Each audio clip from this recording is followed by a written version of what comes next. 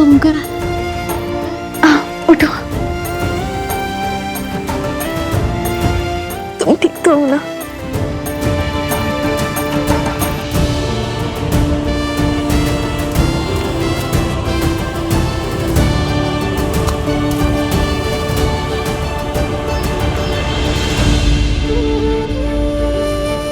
नहीं माता, वहां मत जाइए,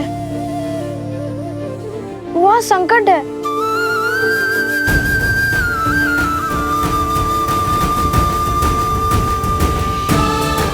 निश्चिंत रहो पुत्र, मैं तुम्हारे साथ हूं।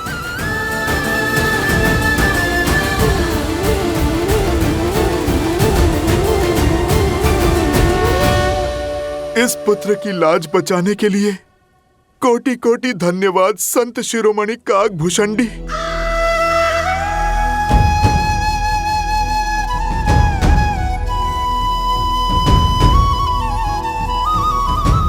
एक संघर्ष समाप्त हुआ, किंतु कई संघर्ष अभी भी शीश उठाए खड़े हैं।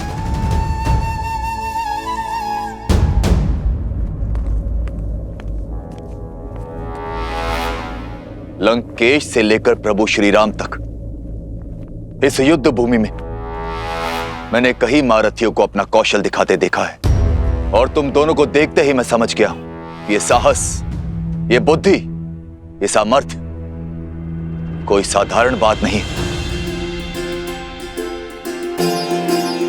अपना परिचय दो बालकों, अपना परिचय दो बालकों। कौन हो तुम दोनों? कौन हो तुम दोनों? लगता है युद्ध का शंखनाद वाद विवाद के साथ ही शांत हो जाएगा। मैं जानना चाहता, ये सामर्थ्यवान बालक किस कुल से हैं? सामर्थ्य, साहस, बुद्धि कुल से नहीं, धर्म की रक्षा करने से आते हैं राक्षस राज। धर्म के विरुद्ध खड़े होने से नहीं। और हर योद्धा का परिचय होता है उसके शौर्य। और हमारा परिचय धनुष दे चुका है। इससे अधिक जानकर आप करेंगे भी क्या लंका नरेश विभीषण जी? रक्षा करूंगा, तुम्हें बचाऊंगा उस अहंकार से जिस अहंकार में डूबकर मेरे भ्राता रावण ने अपने प्राण खो दिए।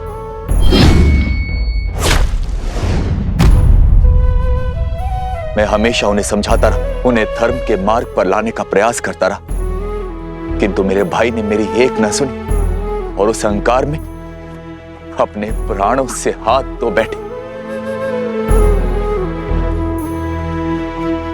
तुमसे भी निवेदन है बालकों, जो अनर्थ करने जा रहे हो उस पर विराम लगा दो। सावधान लंकेश विभीषण, हमारे पवित्र उद्देश्य को उस पापी रावण से जोड़ने की भूल मत कीजिए। हमारा लक्ष्य धर्म संगत है। समय निकला जा रहा है। यदि अश्वमेध यज्ञ विधिवत पूर्ण न हुआ तो महर्षि राम की ख्याति पर प्रश्न चिन्ह लग जाएगा।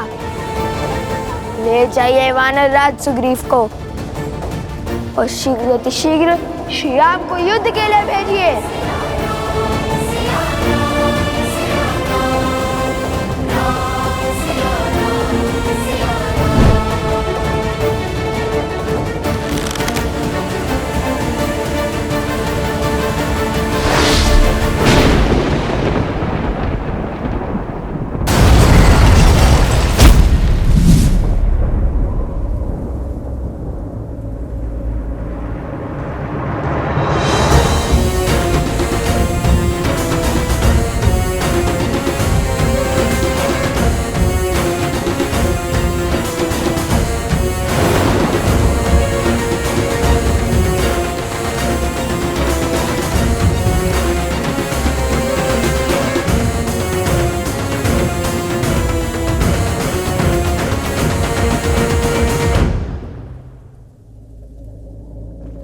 आपको कष्ट उठाने की आवश्यकता नहीं है महाराज विभीषण। इन उद्दंडियों को दंडित करने के लिए तो मैं ही पर्याप्त हूं। मैं किष्किंधा युवराज प्रभु श्री राम का सेवक बाली पुत्र अंगद तुम दोनों को ललकारता हूं अहो भाग्य हमारे जो आप यहाँ पधारे। आपसे मिलने का शुभ अवसर भी प्राप्त हो गया। हमारा प्रणाम स्वीकार कीजिए युवराज अंगद।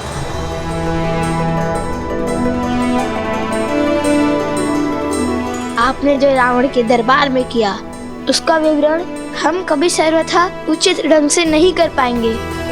सदैव आपसे भेंट की आशा थी हमें। किंतु नियति का खेल तो देखिए युवराज, प्रथम बार आप जैसे शूरवीर से युद्ध होगा और प्रथम बार आपको पराजय का स्वाद चखना होगा। कितनी दुख की बात है ना।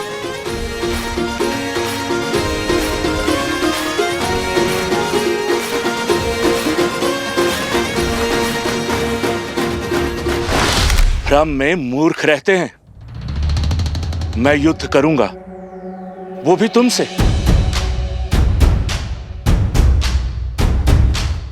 तुम्हारे लिए तो मेरा ये पग ही काफी है।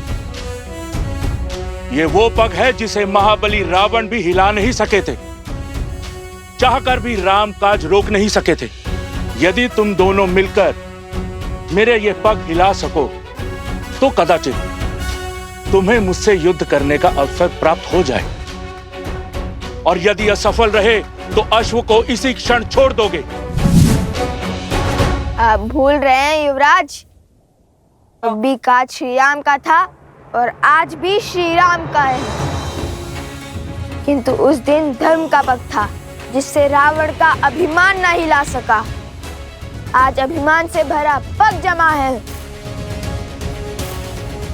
हम धर्म सेवक इसे अवश्य उठाएंगे,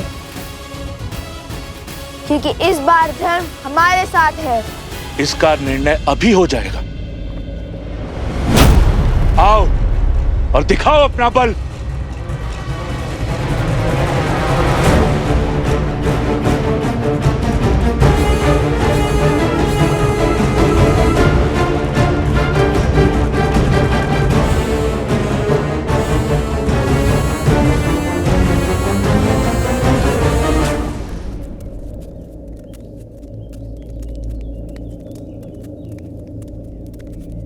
देवी, वो असुर कौन था? क्या वो आपको कोई पुराना शत्रु था? और क्या वो आपको जानता था? एक मायावी असुर से आपका क्या संबंध? हाँ देवी, क्या भेद है उसके शब्दों के पीछे? और आपके रक्षा के लिए वो भक्तिमय श्लोक का उच्चारण कौन कर रहा था? लव और कुश, तुम जानते हो वो दोनों कौन हैं? वो वनदेवी के पुत्र। और ये वनदेवी कौन है? लव कुश की माता। केवल लव कुश की माता नहीं, मूर्ख बालक, श्री राम की अर्धांगिनी, अयोध्या की महारानी है वो, सीता है वो, सीता।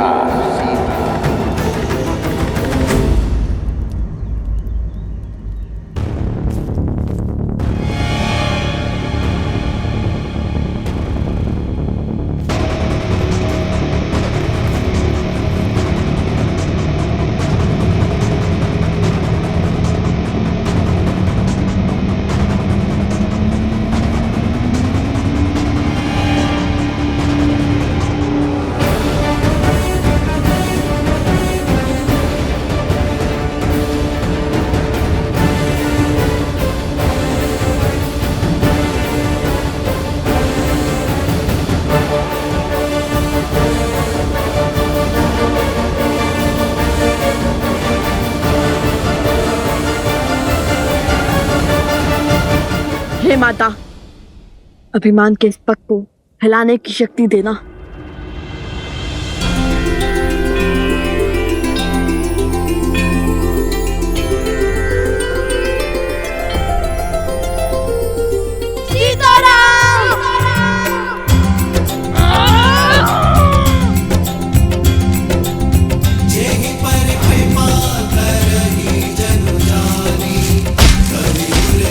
असंभव, असंभव।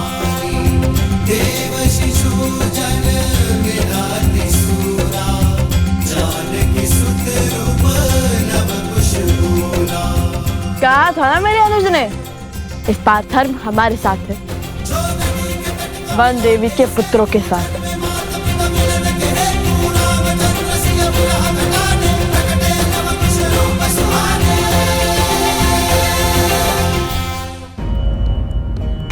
बताइए ना वन देवी, कौन थे वो जिन्होंने आपकी सहायता की? वो असुर आपको कैसे जानता है वन देवी? जो हुआ भगवान वाल्मीकि की महिमा से हुआ प्रसूता। और गुरुदेव, और रही बात मेरे परिचय की, तो मेरे जीवन का हर भेद स्वयं भगवान वाल्मीकि जानते हैं। जब वो आएंगे, जब उनकी इच्छा होगी, तो सभी प्रश्नों के उत्तर मिल जाएंगे। उचित कह रही हैं वन देवी। शीघ्र ही भगवान वाल्मीकि यहाँ पधार कर आप सभी के प्रश्नों का उत्तर दे देंगे। आप सभी मेरी बात ध्यान से सुनिए। आज जो भी हुआ वो संकट का सूचक है,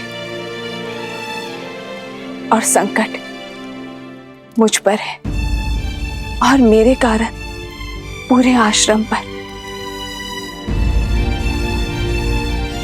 क्षमा मांगती हूं मैं आप सबसे, किंतु इस समय मेरे परिचय से अधिक महत्वपूर्ण आश्रम की रक्षा करना है।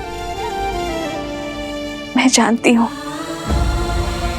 आप सब मेरी चिंता करते हैं, परंतु मेरे लिए सबसे महत्वपूर्ण आप सबकी सुरक्षा है। इसलिए मेरी आप सबसे विनती है कि आज के बाद आश्रम के बाहर कोई भी बिना बताए ना जाए।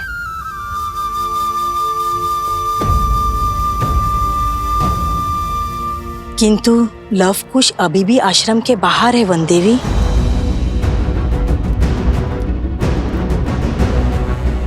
लवकुश, कहिए, अब तो देंगे युद्ध का अवसर।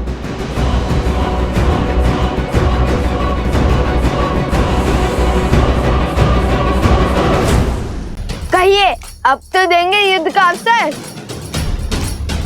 हम भी तो देखे कि जिसके प्रहार ने लंका के हर असुर के मन में भय भर दिया था, उसमें भला कितना बल है।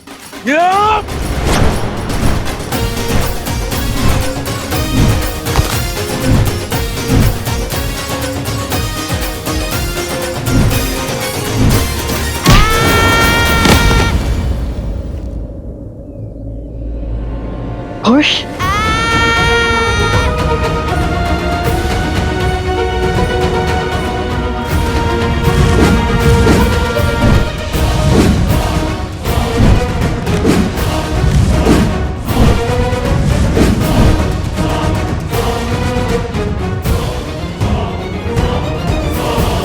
अब भी समय है बालको, दे दो अपना पूरा परिचय। शांति से हर समस्या का हल निकल सकता है। हम भगवान वाल्मीकि के शिष्य माता वन देवी के पुत्र लवकुश हैं, और यही हमारा परिचय है।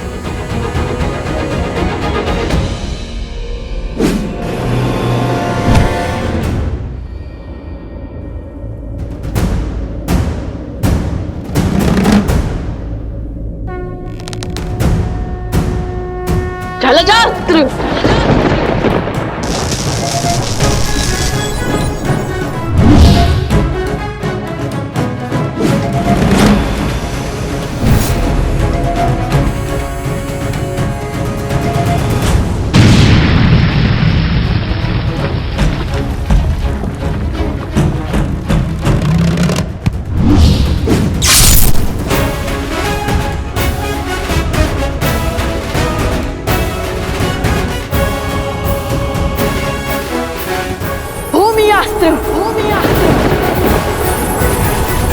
युवराज अंगद है तो प्रभु श्री राम के पक्ष में, किंतु प्रभु श्री राम काज के लिए हमें इन्हें भी रोकना ही होगा। हे दिव्यास्त्र, उन्हें अधिक क्षति न पहुंचे।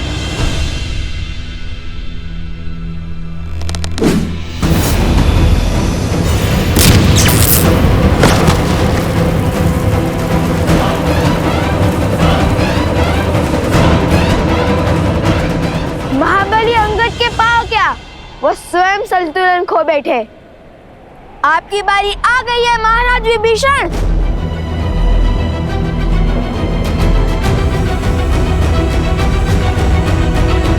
मुझे लवकुश को आश्रम लाना ही होगा।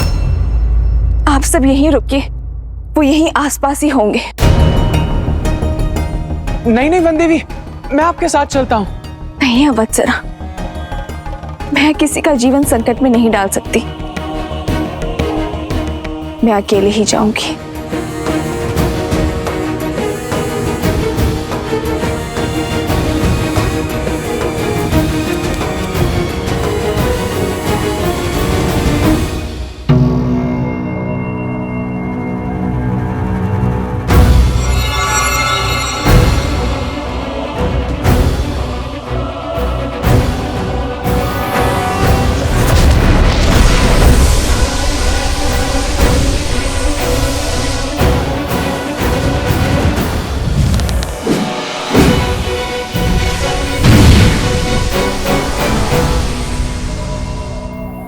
कुश, इन सब का युद्ध कौशल तो राम कथा से जानते थे हम, किंतु ये तो ज्ञानी भी है और पराक्रमी भी।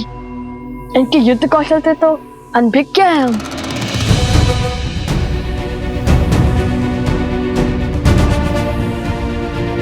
तुम्हें एक अवसर और देता हूं बालकों, अपनी हट त्याग दो। मैं प्रभु श्री राम से तुम पर दया करने का निवेदन करूंगा। इतने शूरवीरों की अवस्था देखकर भी हमें पीछे हटने का आदेश दे रहे हैं आप? निवेदन तो हमारा है। जिस प्रकार अपने भाई के हाथों लंका से निष्कासित होने के बाद श्री राम की शरण में आ गए थे आप,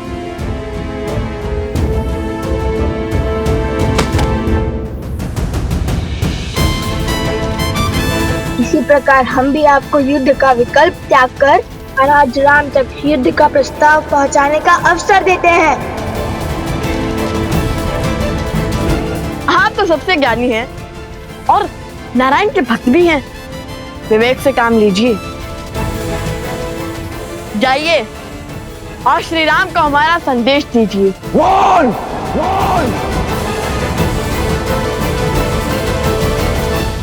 ये तो क्रोध से फुफकारने लगे और क्रोध ज्ञान पर आवरण डाल देता है और इनके ज्ञान की सौगंध तो संपूर्ण संसार खाता है। बल के साथ साथ बुद्धि के भी धनी हो बालकों। ज्ञानी को क्रोध दिलाकर व्याकुल कर रहे हैं, किंतु कहीं क्रोध का आवेग विभीषण जी से कुछ अनिष्ट ना करवा बैठे। बालकों, जब तक मेरे तन में प्राण है प्रभु श्री राम यहां नहीं आएंगे।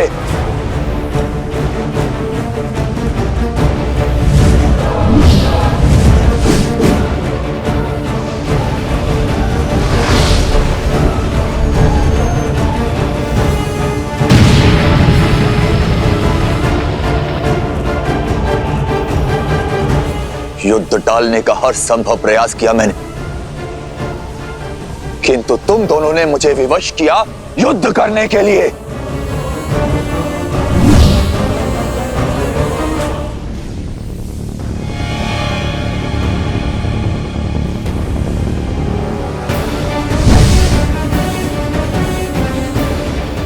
कहां गया? दिखाई भी नहीं दे रहा है।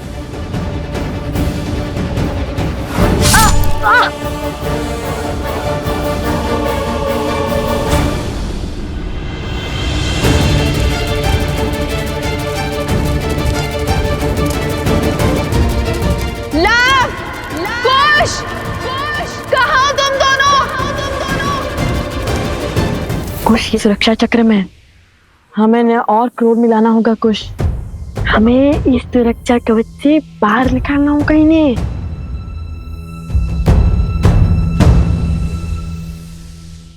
अरे भैया, तनिक सा गाँव ही तो है। मैं ना कहता था महाराज विभीषण के पास इन छोटे मोटे अस्त्रों के अतिरिक्त और कुछ नहीं है। इनके भाई ने भी इसलिए निकाल भार दिया इन्हें। अब महान धनुधर श्री राम और लक्ष्मण के समक्ष धनुष उठाने की क्षमता तो इनमें होगी ही नहीं। इन तुच्छ अस्त्रों से कौन सा युद्ध जीतेंगे ये? यदि इनमें इतना सामर्थ्य होता तो लंकेश इन्हें यूं जाना थोड़ी ना देते। सावधान! वो दंडी बालकों, तुम्हें लगता है मैं धनुष नहीं उठा सकता? ऐसे मेरे नहीं, आप ही के मुख से निकला है महाराज।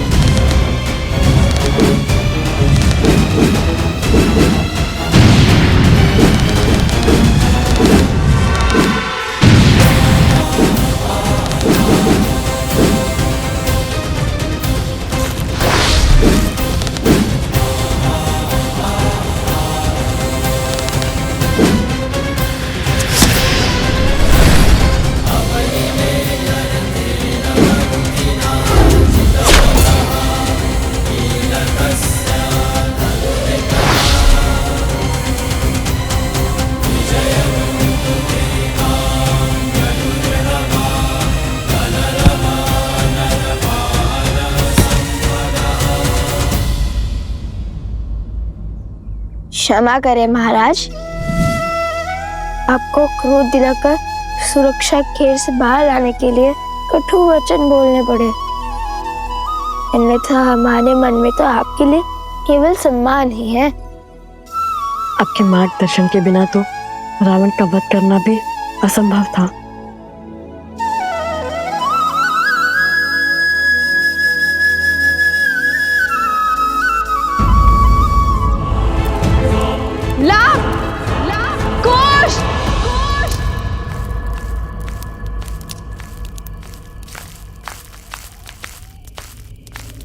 कौन है?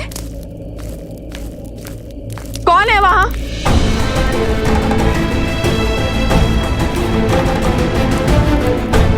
लवकुश, तुम दोनों यहाँ क्या कर रहे हो? और बार बार यूं आश्रम के बाहर क्यों चले जाते हो? जानते हो ना बाहर कितना संकट है। माता शांत, हम तो केवल खेल रहे थे यहाँ पर, किंतु आप इतनी चिंतित क्यों हो रही है? ये क्या है? क्या हुआ ये ला? वो कुल्हाड़ी से चोट आ गई थी तनिक सी। समझ गई, तुम दोनों लकड़ियां काट रहे थे ना?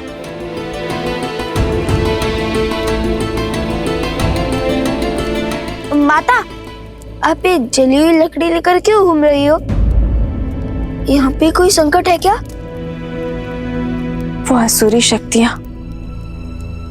आश्रम के भीतर नहीं आ सकती, और जब तक उनसे लड़ने का कोई मार्ग ना खोज ले तब तक तुम दोनों आश्रम के भीतर ही रहोगे। ऐसा क्या हो गया माता? आश्रम के बाहर अनाज भंडार में अग्नि लग गई थी।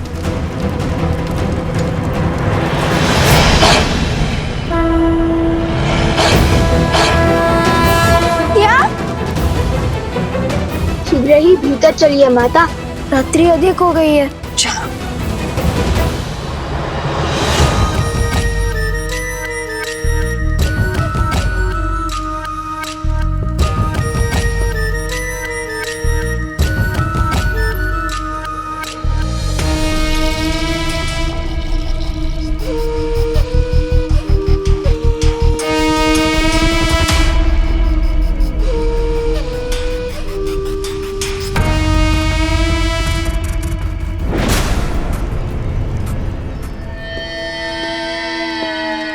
राक्षसों के महान नेता सहस्त्रमुख रावण को बहन शूर्पणखा का प्रणाम।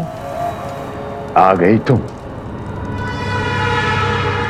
अवश्य जले पर नमक छिड़कने आई हो। तो क्या करूं? और कोई मार्ग है असुरों के सोए हुए पुरुषार्थ को जगाने का? अपने पुत्र की मृत्यु के अश्रु अभी थमे तक नहीं थे कि भैया की मृत्यु का दृश्य देखना पड़ा, और उसके पश्चात राक्षसों का संपूर्ण साम्राज्य समाप्त हो गया। असुरों का राजा वो भेदी विभीषण राम के तलवे चाट रहा है। और आप राम और सीता के नाम की माला तक नहीं तोड़ पाए। अरे उन्हें चोट पहुंचाने के स्थान पर स्वयं चोट खा रहे हैं।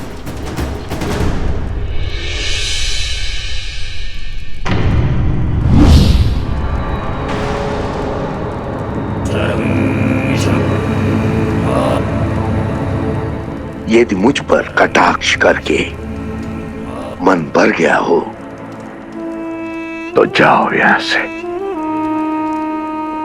मैं तो चली जाऊंगी, परंतु राम सीता के हाथों आपकी पराजय जो समीप आ रही है, उसका आप क्या करेंगे भैया? न राम सीता का कुछ बिगड़ा, न राम राज्य का और न लव कुश का, और उस हनुमान की पूंछ का एक बाल तक आप हिला नहीं पाए। भैया, आपसे जो सीखा है पुनः वही आपको सिखा रही हूं। ये समय अस्त्र उठाने का नहीं, बल्कि धैर्य रखने का है।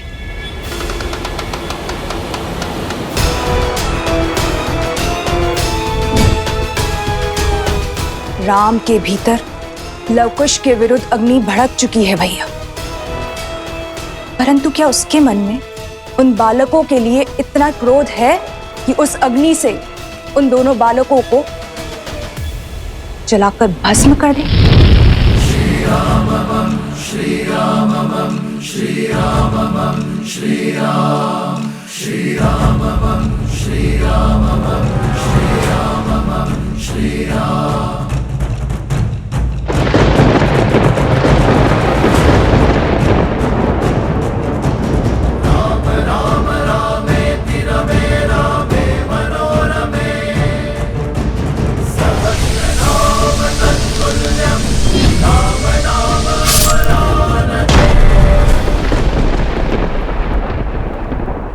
कभी नहीं सोचा था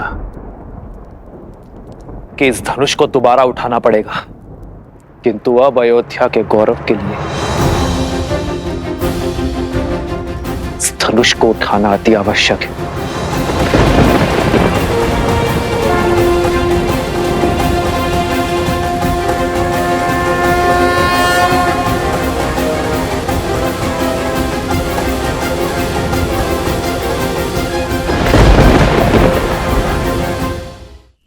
उचित कहा तुमने।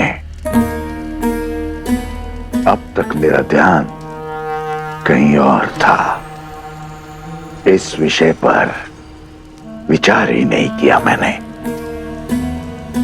मैं कुछ समझा नहीं महाराज। भैया, मैंने राम को युद्ध में अनेकों असुरों का अंत करते हुए देखा है भैया। यदि उसके समक्ष अधर्म का शीश उठता है तो उसका क्रोध अनियंत्रित हो जाता है, और राम के क्रोध को हमें बढ़ाना होगा भैया। कुछ ऐसा करना होगा जिससे वो चाहकर भी अपने पग पीछे ना ले पाए, और हम चुपचाप बैठकर राम परिवार के अंत का और रघुवंशी के हाथों रघुवंश की समाप्ति का आनंद उठाएं।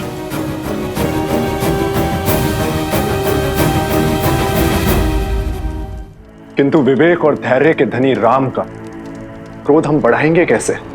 बढ़ेगा। धर्म के अनुचरों की सबसे बड़ी दुर्बलता धर्म भी तो है।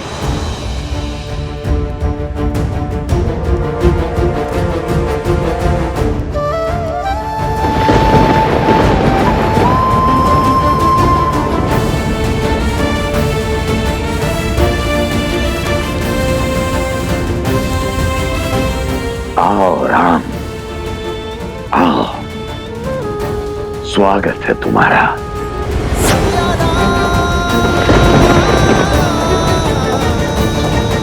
मैं और मेरा उपहार तुम्हारी प्रतीक्षा करेंगे।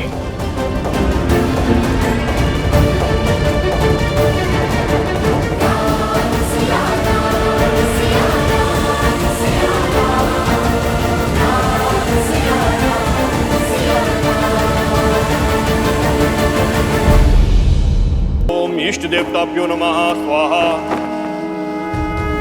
ओम कुल देवताभ्यो नमः स्वाहा।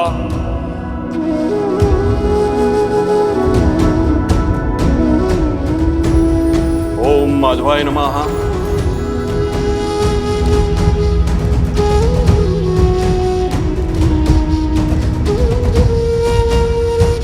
अश्विनस्य शीते पक्षे ताथोदये स कालो विषयो ये सर्वकार्यार्थ सिद्धये।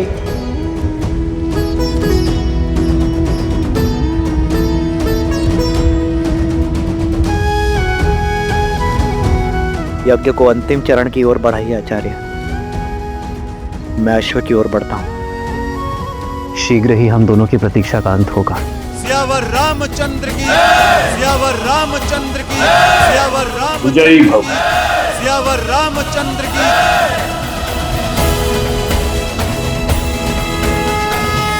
भैया, हनुमान जी ने सज रहने का निर्देश दिया है। अब हम स्वयं लड़ने जा रहे हैं अयोध्या के राजा श्री रामचंद्र से। हाँ, और इससे श्रेष्ठ हो भी क्या सकता है। आज हमें हमारे हर प्रश्न का उत्तर मिल जाएगा। सच हो कुश, क्योंकि श्री राम और लव कुश के बीच द्वंद्व होने वाला है।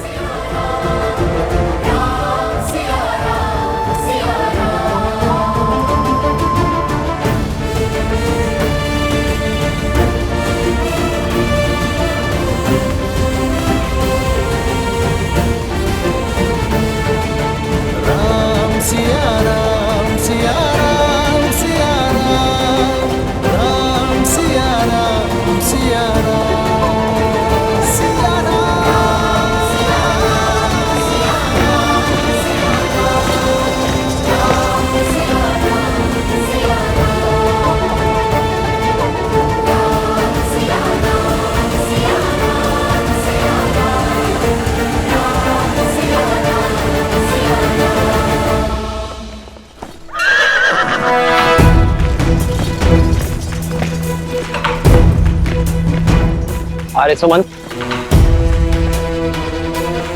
रथ को उस ओर बढ़ाइए। जी महाराज।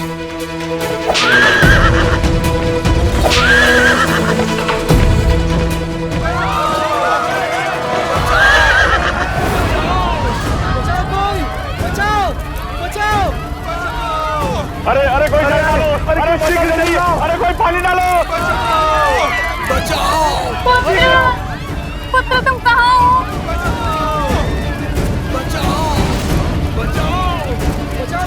यहाँ क्या अनर्थ घटा है? प्रभु श्री राम आ गए। हमारी रक्षा कीजिए महाराज, हमारा सब कुछ उजड़ गया है। मेरा पुत्र। आर्य सुमंत, इनकी सहायता कीजिए और सैनिकों से कहिए पहले इनकी पीड़ा दूर करें। सैनिकों, शीघ्र अतिशीघ्र ग्रामवासियों की सहायता कीजिए। आइए। मेरे पुत्र को कोई बचाओ, मेरे पुत्र को कोई बचाओ। उठो बालक।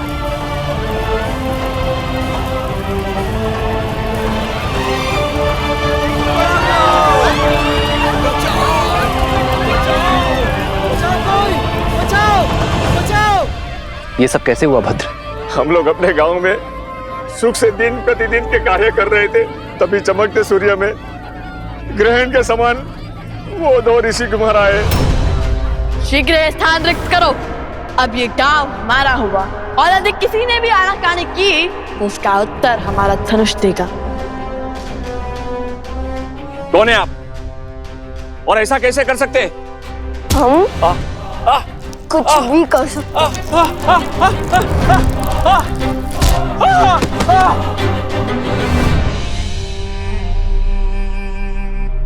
जानते नहीं, हम तुम्हारे महाराज के सभी भाई भरत, लक्ष्मण, शत्रुघ्न को हराने वाले महावीर हैं हम।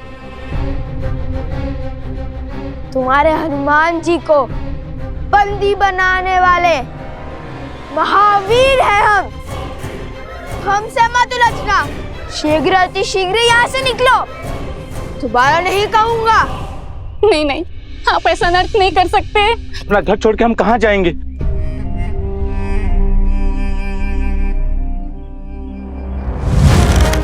कहा था ना, दोबारा नहीं कहूंगा।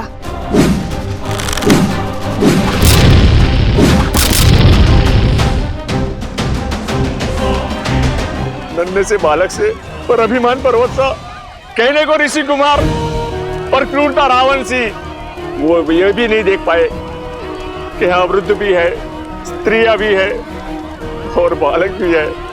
मर्यादा की सारी सीमा लांघ गए वो। ये आघात हम पर नहीं है, राम राज्य पर है।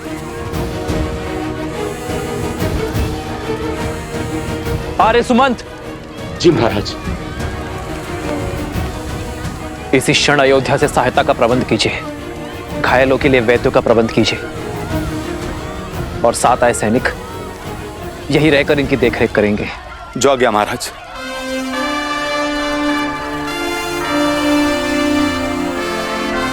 आप सभी निश्चिंत रहिए, राजा राम की कल्पना को सार्थक होने से कोई नहीं रोक सकता। उन बालकों को दंडित अवश्य किया जाएगा। स्वयं राम उन्हें दंडित करेगा। श्री रामचंद्र कृपालु भजु मन हरण भव भय दारुणम। श्री राम राम राम श्री राम।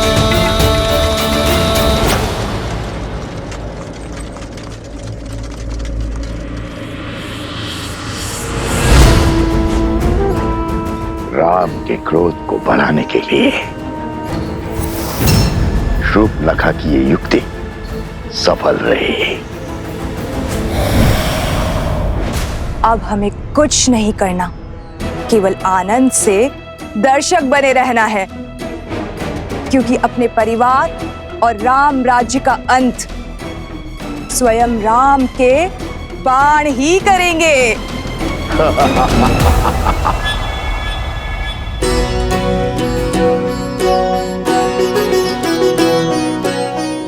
ये हनुमान जी के लिए और ये अश्व के लिए।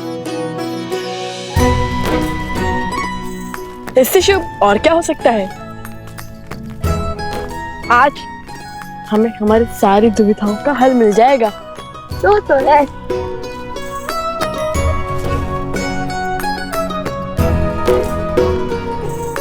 हनुमान जी, हम आ गए। आपको भूख लगी होगी ना, हम आपके लिए स्वादिष्ट फल भी लाए हैं। हनुमान जी क्या हुआ, आंखें खुली रख के सो गए थे क्या।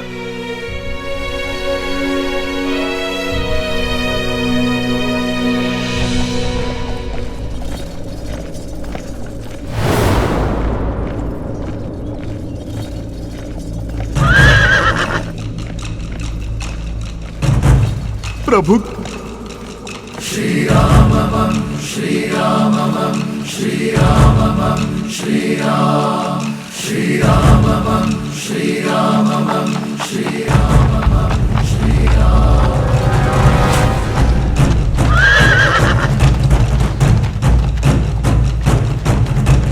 राम राम रामेति रमे रामे मनोरमे सहस्रनाम तत्तुल्यं राम नाम वरानने। श्री राम श्री राम श्री राम श्री राम श्री राम श्री राम श्री राम।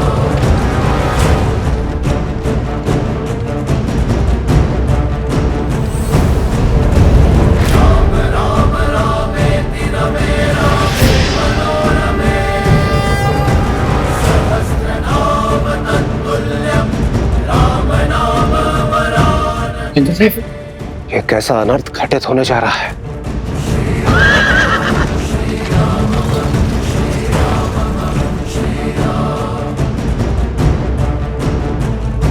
रघुवंश का भविष्य और रघुनंदन आमने सामने होंगे, ये अनर्थ होगा महादेव। कहीं धर्म का ये पथ किसी अनिष्ट को आमंत्रण ना दे दे। आप वहां जाइए महादेव और रोकिए इस युद्ध को। लवकुश अबोध बालक है, श्री राम की क्रोध अग्नि का सामना नहीं कर पाएंगे। ये रामायण है देवी। श्री राम का आयन उनके जीवन का मार्ग है। भला इसमें महादेव कोई बाधा कैसे उत्पन्न कर सकते हैं? माना कि समस्या अत्यंत गंभीर है, परंतु उतनी ही आवश्यक भी, क्योंकि यही भविष्य में जाकर रामायण के प्रश्नों का उत्तर देकर उसे संपूर्ण रामायण बनाने वाली है। रही बात हमारी, तो हम तो इसमें केवल मूक दर्शक मात्र हैं। अंततः नियति वही पथ लेगी देवी जो स्वयं हरि चुनेंगे, क्योंकि हरि अनंत, हरि कथा अनंता।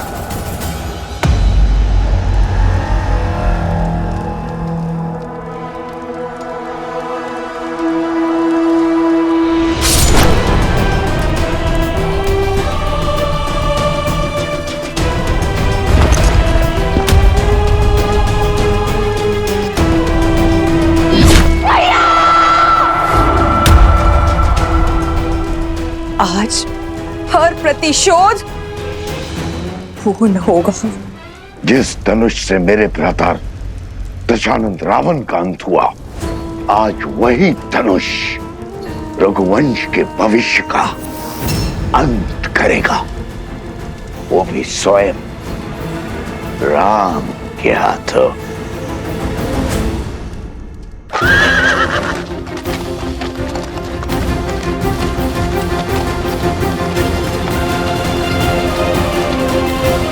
प्रभु श्री राम के रथ की गति उनके क्रोध की साक्षी है।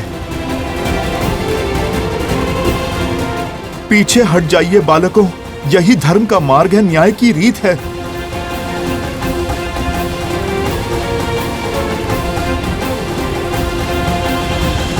आप रो क्यों रहे हनुमान जी? लव कुश मेरे ही पुत्र, मेरे ही पुत्र। लव और कुश अयोध्यापति श्री राम के पुत्र हैं, किंतु संसार को ये सत्य बताने का समय अभी नहीं आया। अब क्यों चिंता करते हैं? जो भी होगा हम उसका डट कर सामना करेंगे। और इस क्षण की तो कब से प्रतीक्षा थी हमें। अब वो समय आ गया है। ये समय भयभीत होने का नहीं, स्वागत करने का है। हमें तो ज्ञात था नियति एक ना एक दिन मोड़ अवश्य लेगी।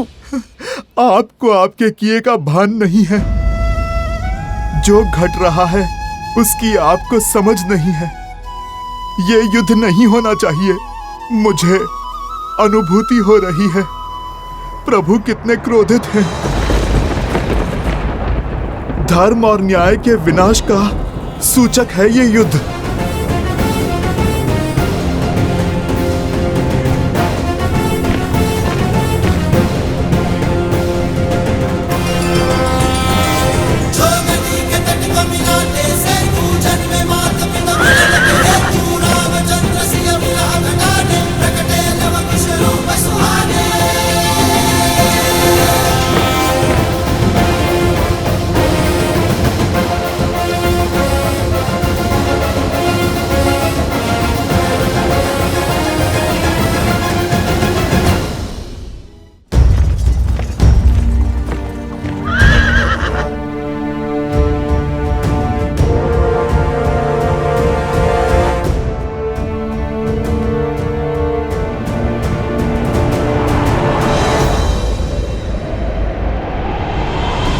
धर्म का है ये कैसा बंधन, तोड़ सके नर ना नारायण।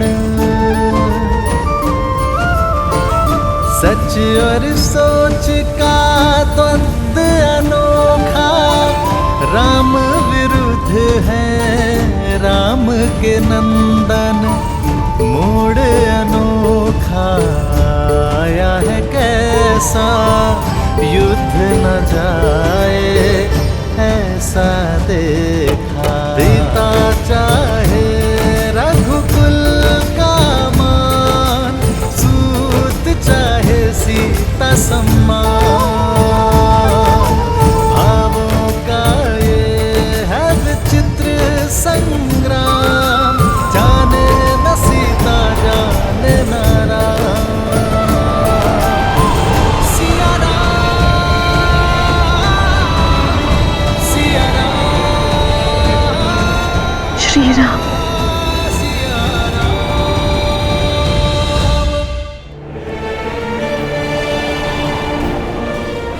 राम।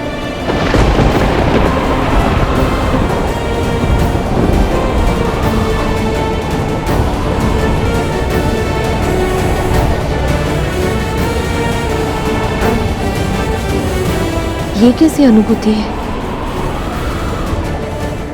क्यों ऐसा लग रहा है कि आप समीप हैं?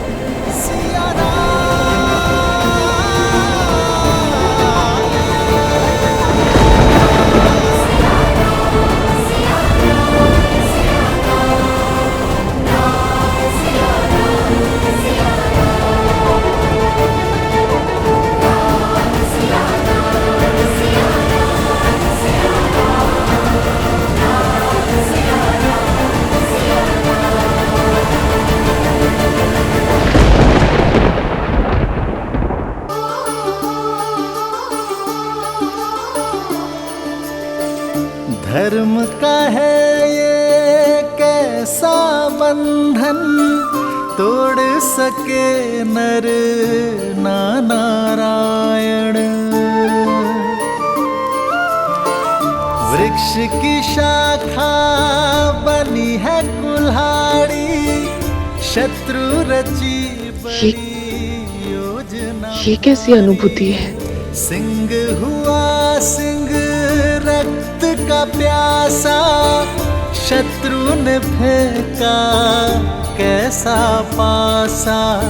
सरल नहीं कर्तव्य का पालन, ज्ञान यही देती रामायण।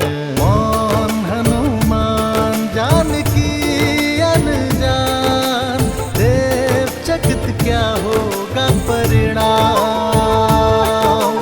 राम सिया राम सिया राम। वन देवी, आपने मुझे बुलाया?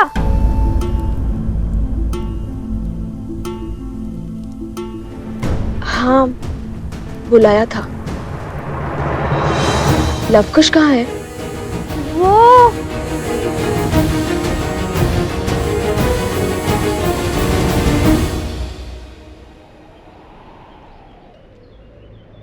देखो बालकों, स्वयं धर्म के रक्षक, न्याय की मूरत, स्वयं प्रभु श्री राम खड़े हैं आपके समक्ष। अब आप शस्त्र नहीं शब्द साधो, क्योंकि इस संसार की हर एक समस्या का समाधान प्रभु को अपना सब कुछ समर्पण कर देने में ही है। सब कुछ समर्पण तो माता सीता ने भी किया था। माता सीता को क्या लाभ हुआ?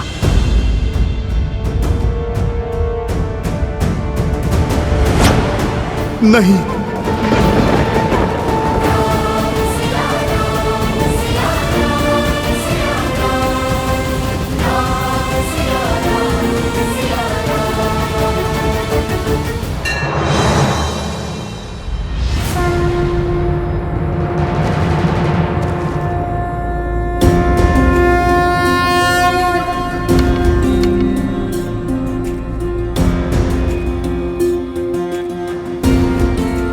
बहुत इच्छा थी तुम दोनों से पुनः भेंट करने की, परंतु इस प्रकार नहीं। मन में कई प्रश्न हैं जिन्हें सर्वप्रथम अयोध्या में धर्म का गान गाते सुना था तो मन में आदर उठा था। राम राज्य की हर कल्पना को साकार करते दिखाई दिए तुम दोनों। जहां गए असहायों की सहायता की, पीड़ितों की पीड़ा हरी, असुरी शक्तियों का विनाश किया। मन आतुरता तुमसे भेंट करने के लिए, तुम्हारी पीठ थपथपाने के लिए, परंतु अचानक धर्म के प्रतीक अश्व को रोककर राज्य के विरुद्ध क्यों खड़े हो गए तुम दोनों? मेरे भाइयों, मेरे साथियों को हानि पहुंचाई, कदाचित तुम दोनों को समझने में मुझसे भूल हो गई है। और अब जब यह युद्ध आवश्यक है तो अपने धनुष को नीचे रख दिया। क्या इसे भी तुम दोनों की कोई चाल समझूं मैं, या फिर यह समझूं कि तुम दोनों ने अपनी पराजय स्वीकार कर ली है और धर्म के आगे नतमस्तक होने के लिए सज्ज हो तुम दोनों? प्रश्न तो हमारे मन में भी है राम जी। जिन्होंने रावण का वध कर संसार को तारा, देवी अहिल्या को मुक्त करके समाज का उद्धार किया, जिसने मर्यादा का पाठ पढ़ा, मर्यादा पुरुषोत्तम बने। श्री राम के आगे शीश झुकाना ही धर्म है, शस्त्र उठाना नहीं। हम जानते हैं हम कदाचित आपसे कभी नहीं जीत पाएंगे। और यही नहीं, जब से सुध संभाली आप ही को ईश्वर समझाए। राम कथा गाते सुनते आए हैं, जन जन तक रामायण की सीख पहुंचाने का प्रयास किया है हमने। क्योंकि रामायण केवल पुरुषोत्तम श्री राम की माँ गाथा ही नहीं, अभी तो जीवन जीने का मार्ग है। यदि मन में मेरे प्रति इतनी ही शाश्वत भक्ति है तो फिर मेरा विरोध क्यों किया? क्योंकि प्रश्न न्याय का है। रामायण केवल आपकी गाथा नहीं है महाराज श्री राम, उसमें एक नाम और भी जुड़ा है जिसके बिना श्री राम भी अधूरे हैं और रामायण भी। और वो नाम है देवी सीता।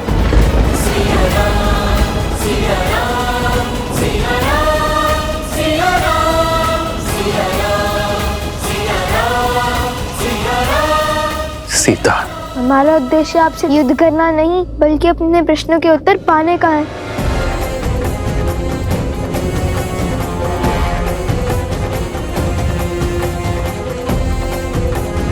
कैसा प्रश्न? वो प्रश्न जो हर उस जन के मन में है जिसने रामायण पढ़ी, सुनी या घटित होते हुए देखी। वो प्रश्न जिसका उत्तर ना मिला तो रामायण की कथा को कभी संपूर्ण नहीं होने देगा।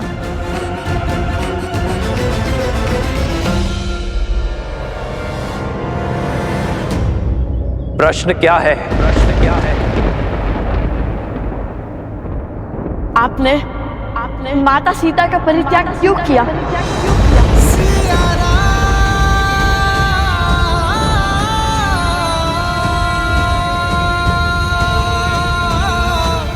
उत्तर दीजिए श्री राम, जो ग्रंथ है जग में सबसे पावन, जिसने सिखाया जलाना भीतर का रावण, जिसका आधार शुभ कर्म है, जिसने प्रेम दिया, ममता और त्याग समर्पण का मर्म है, पर जिसके अंत में प्रश्न बढ़ा जो हमारे मन में शीश ताने खड़ा। जब राज धर्म बता सब कुछ ही, फिर क्यों पत्नी व्रत का वचन लिया? क्यों त्याग दिया उसको जिसने बरसों संग वन में गमन किया? जो राम है जग में पतित पावन, केवल सीता माँ के कारण। जो पतित का सीता को त्यागा, तो क्या उस राम में भी बसा है गुण रावण का? कहिए, क्यों छोड़ दिया आपने अपनी पत्नी को? क्या घटा था ऐसा जिसके कारण आपको ये निर्णय लेना पड़ा? ये व्यक्तिगत निर्णय है। तुम्हारे इस प्रश्न का उत्तर देना नहीं देना ये मेरा निर्णय है। उसका निर्णय जिसका फल पूरी स्त्री जाति पर प्रभाव डाल सकता है, वो व्यक्तिगत नहीं होता। आपको उत्तर देना ही होगा।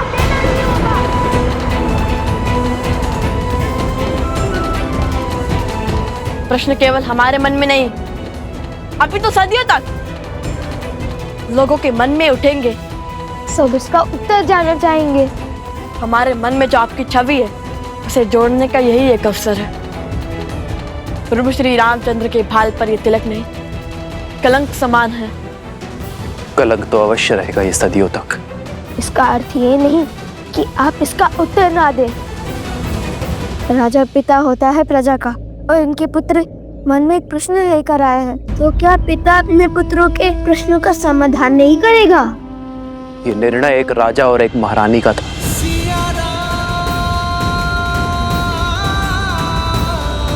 हम दोनों का था।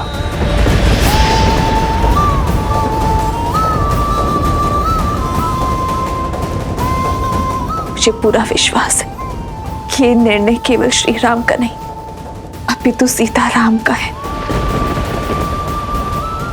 तुमने अपना धनुष हटाकर, शीश झुकाकर मर्यादा और धर्म के अनुसार यह प्रश्न मुझसे पूछा है, और एक राजा होने के नाते ये मेरा दायित्व है कि मैं तुम्हारे प्रश्नों का उत्तर दूं। तुम दोनों जानना चाहते हो ना कि अयोध्या के भीतर क्या हुआ था? तो सुनो। सतीत्व की दुहाई देने वाली आज मुंह छिपा कर क्यों जा रही है? दशानन जैसा बलि जिसे पाना चाहे उसे छोड़ कैसे सकता है? यदि हमारे रघुवंशी ऐसा समाज बनाना चाहते हैं जहां स्त्रियों की त्रुटियों पर पर्दा डाला जाए, तो ऐसे तो हम दूसरे नगर में पहुंच जाएंगे भाई। मैं मर्यादा पुरुषोत्तम राम नहीं हूं। मैं ऐसी स्त्री को नहीं अपनाऊंगा जो किसी अन्य पुरुष के साथ रहकर आई हो। हम दोनों अपने राज्य का परित्याग कर देंगे तो ना ही कोई प्रश्न उठेंगे और ना ही कोई उत्तर की अपेक्षा करेंगे। हम दोनों नहीं, केवल मैं आ रहे हूं। जिस क्षण महाराजा राम महारानी सीता को त्यागेंगे, उसी क्षण अयोध्या के सब दुख मिट जाएंगे।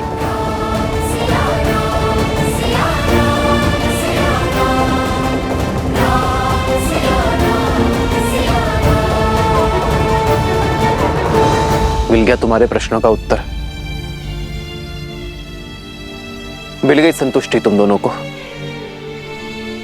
अब तुम मेरे प्रश्नों का उत्तर दोगे। क्यों किया तुम दोनों ने ये सब? क्या संबंध है तुम्हारा देवी सीता के साथ? हमारा संबंध हर उस स्त्री के साथ है जिसके साथ अन्याय हुआ। भगवान वाल्मीकि से केवल अस्त्र शस्त्र की शिक्षा ही नहीं ली हमने, अपितु स्त्री के सम्मान की रक्षा की शिक्षा भी ली हमने। अब जब तुम्हें अपने प्रश्नों का उत्तर मिल गया है तो अपना हट छोड़ धर्म की स्थापना में मेरी सहायता करो और उस अश्व को मुक्त कर दो। हाँ पुत्रो, अश्व प्रभु को लौटा दो। अब तो आपके मन का हर संदेह मिट गया ना?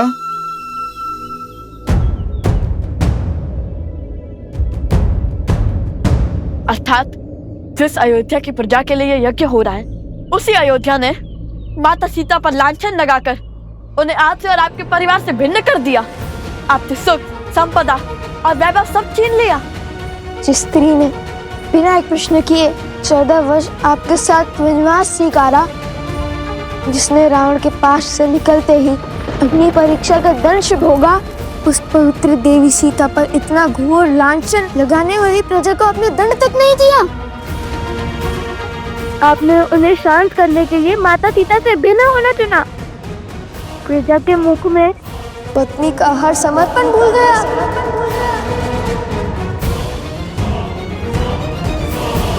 एक राजा का धर्म प्रजा की रक्षा करना होता है, उनके संदेह को दंडित करना नहीं। राजा का धर्म उसकी प्रजा को उचित मार्ग पर ले जाना होता है, उन्हें अपराधी बनाना नहीं। स्वीकार लिया कि अद्भुत है चाचा राम और उनका न्याय, किंतु क्या कर्तव्य की डोर केवल अयोध्या के राजा राम से बंधी थी, माता सीता के पति से नहीं? वो वन वन भटकती फिर रही होंगी, आप महलों में रहने वाले, रथों पर चलने वाले। क्या आपको देवी सीता का दुख का आभास नहीं हुआ? लवकुश, मेरे प्रभु से बात शब्द साध कर करो। आधा ज्ञान सबसे घातक होता है। आधा ज्ञान? अरे अपनी आंखों पर से भक्ति की पट्टी हटाइए हनुमान जी। पट्टी तुम्हारी आंखों पर है। जो मैंने देखा है वो ना आपने जाना है और ना ही अयोध्या की प्रजा ने। अपना राजा होने का दायित्व निभाते हुए माता सीता के पति होने की भागीदारी से विमुख नहीं हुए हैं मेरे प्रभु श्री राम। राजवस्त्र और राज दायित्व उतारकर सदा वलकल धारण किया है मेरे प्रभु श्री राम ने। राजभोग को त्याग कर कंद मूल खाए हैं प्रभु ने।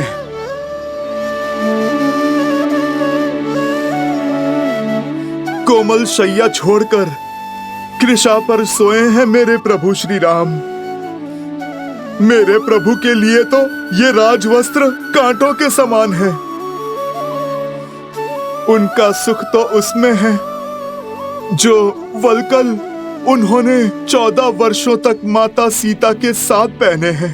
प्रभु का सुख तो माता सीता की स्मृतियों में है। राम सिया राम जय जय राम। क्षमा करिए, हमें प्रभु श्री राम के त्याग की स्थिति का अनुमान नहीं था। किंतु ऐसा नहीं है कि हमारे प्रश्न अनुचित है। हमने आपके प्रभु को 2 कड़वी बातें कही और आपको इतना क्रोध आ गया। सोचिए, जब हमें माता सीता के दुख की सूचना मिली होगी तब हमें कितना क्रोध आया होगा। वे वन अकेली फिर रही होंगी, अपनों से दूर, अपने श्री राम से भिन्न।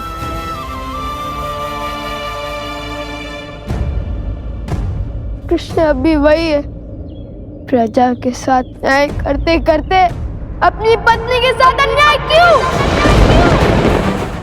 ये त्याग आवश्यक था और ये मेरी सीता का निर्णय था, और ये अनुग्रह मुझे स्वीकार करना पड़ा अपनी प्रजा के लिए। अद्भुत। तो फिर राजा का पद क्यों नहीं त्याग दिया?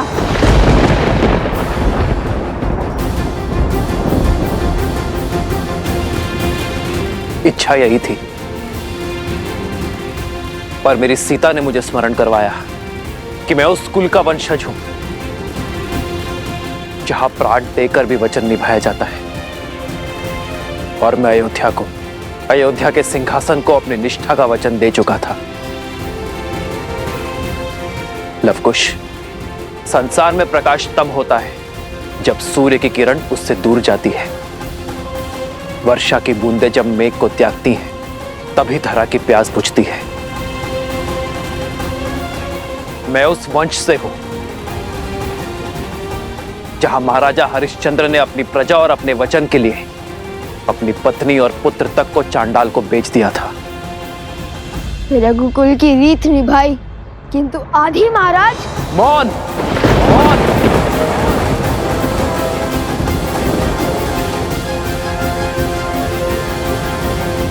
मौन रहने से आपकी भूल छुप नहीं जाएगी महाराज। मत भूलिए कि आप उस कुल के वंशज हैं जहां महाराज दशरथ ने अपनी पत्नी के मांगे अनुचित वचन को भी निभाया, और उसमें आप भी ने उनके सहयोग किया, वो भी प्रजा के विरुद्ध जाकर, क्योंकि पत्नी भी आपकी प्रजा थी जिन्हें महाराज ने वचन दिया था। जब आपने रावण की लंका पर चढ़ाई की, इसलिए नहीं कि प्रश्न आपकी पत्नी का था, इसलिए क्योंकि ये अयोध्या की प्रजा के मान पर प्रहार था।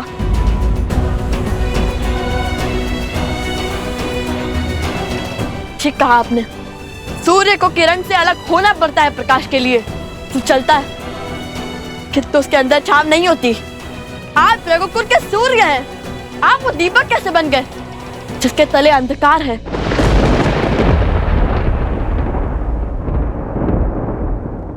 मेरी सीता का त्याग जिसने ना जाना, उसने राम को संपूर्ण जाना ही नहीं।